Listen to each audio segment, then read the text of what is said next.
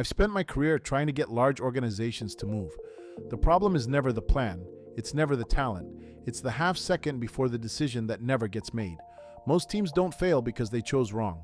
They fail because they didn't choose at all. There's a pattern I keep seeing. One moment of hesitation at the top turns into paralysis, 3 layers down. A question that doesn't get answered. A meeting that ends without clarity, and suddenly your best people are stuck waiting for permission that never comes. This is the anatomy of stalled momentum, and it's costing you more than you think. Picture this. You're stuck in traffic. Dead stop. 20 minutes of brake lights. You're convinced there's a wreck ahead. Has to be. Then it clears. No accident, no construction, nothing.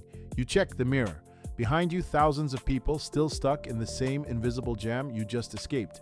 That's a phantom traffic jam. No cause, no obstacle, just one driver who tapped their brakes a half second too long, and the ripple never stopped. I see the exact same thing in organizations. A question goes unanswered in a leadership meeting. Someone 2 levels down waits for clarity that never comes. Their team schedules a follow-up. That follow-up gets postponed. 3 weeks later, your best people are still sitting there, staring at red lights, wondering what they're waiting for. There's no roadblock. There's no disaster. Just a tiny hesitation at the top that turned into systemic paralysis at the bottom. And nobody can explain why they're still not moving. The moment that phantom jam starts, nobody notices. One brake tap, one hesitation, and the wave begins. By the time it reaches the back of the line, people have been sitting there for 20 minutes. They've rescheduled calls, missed deadlines, and they have no idea why. That's the part that kills organizations, the invisibility. When a leader postpones a decision, there's no alarm, no red flag, just a question that doesn't get answered in a meeting, an approval that doesn't come through. And 3 layers down, your best people are now in a holding pattern they can't explain to their own teams. I've watched entire quarters evaporate this way. No crisis, no scandal. Just a sea of smart people staring at their calendars, wondering what they're waiting for. The traffic eventually moves. The team rarely does. Here's how the stall actually works. A leader hesitates, delays a sign-off, second guesses a call they made 2 days ago. Seems minor at the top, just one question, just one more round of input.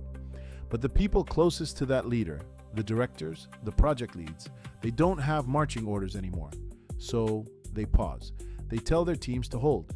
And suddenly, everything that was moving 3 hours ago comes to a complete stop. The original source nailed this. One moment of leadership indecision causes the same damage as a single car spinning out on a highway at rush hour. It only takes one tap of the brakes to cascade backward until your entire organization is paralyzed.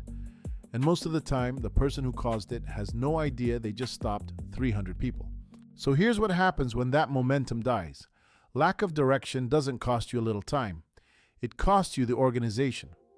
I've seen this firsthand. When forward motion stops, chaos doesn't wait politely in the lobby. It walks right in and fills the vacuum. Your workforce has energy. They have capability. But without a clear path, all that kinetic force has nowhere to go except inward. And when hundreds of people start spinning in place, the friction doesn't just slow you down, it tears the engine apart. That friction doesn't stay abstract. It takes a very specific form. Departments collide, projects overlap. The same resource gets triple booked because nobody knows who owns what anymore. Wires cross, meetings multiply, and pretty soon everyone's looking for someone to blame. Not because they're malicious, because nobody can explain why the work stopped moving in the first place. But here's the part that should terrify you. When the gridlock gets bad enough, your best people stop trying to fix it. They start looking for the exit. I've seen it dozens of times. The high performers don't wait around to see if leadership gets its act together. They pull up the map, find another route, and leave. You don't lose them to a better offer. You lose them to a clearer road. I've led teams of hundreds through technology shifts. The irony is brutal. When the gridlock gets bad enough, leadership panics and brings in the cavalry. Consultants, change managers, culture fixers, 6-figure emergency repairs. They'll diagnose team dysfunction, realign workflows, facilitate workshops on cross-functional collaboration. They'll treat every symptom, the bruised departments, the colliding projects, the burned-out middle managers. They will miss the actual problem entirely because the teams know how to work. They've always known how to work. The problem is the leader who won't decide. It's like hiring a mechanic to rebuild the engine of a perfectly good car because the driver won't step on the gas pedal. I've watched organizations spend millions on this. The consultants leave.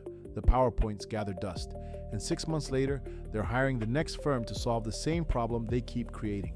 Here's what nobody admits. Making a big decision is risky. You might pick the wrong platform, you might bet on the vendor that gets acquired, you might take an exit that leads nowhere, but standing still because you're afraid to choose, that's not caution, that's guaranteed failure. The leader who won't decide isn't managing risk. They're creating it. They're gambling the entire future of the organization on their own inability to act. And the house always wins that bet. If you're a leader and you haven't faced this yet, you will. Follow so you're ready. The rules sound simple. Keep moving forward. Distance is just consistency over time. But maintaining that motion, that's the test. I've spent enough years leading through change to know this. You can't just hit the gas and hope.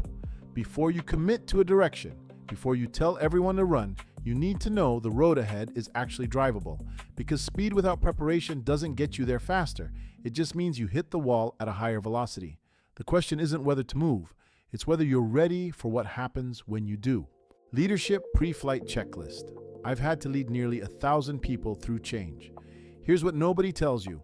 Before you ask them to move, you need to run the checklist yourself. Do you actually have the resources? Not the budget deck, the real capacity to execute. Is the strategy sound, or are you navigating by vibes and last quarter's board deck? Can you operate in the dark? Because you will. Markets shift. Clarity disappears. You keep moving anyway. Have you mapped alternate routes, or does your entire plan assume perfect conditions? Do you trust your team to share the load, or are you pretending delegation is the same as abdication? And here's the one everyone skips. Are you prepared for the weather to change? Because it will. I've watched leaders skip this checklist and call it bias for action. They hit the wall at speed and blame the road. If that preparation is done, the fear disappears. You stop second guessing. You drive. When you do the work up front, when you stop hesitating and make the call, something remarkable happens. The gridlock disappears. Not because you finally found the perfect decision, because you committed to one and kept moving. Those phantom traffic jams, they become something that happens to other organizations. Real for them, expensive for them, but not you. I've watched this pattern enough times to know the companies that stall aren't the ones facing harder problems. They're the ones whose leaders won't decide. So here's the question you need to sit with. Are you driving your team forward, or are you the reason they're stuck? Check the mirror. Make sure you're not the one tapping the brakes. If you want to stay ahead of this curve, follow for more.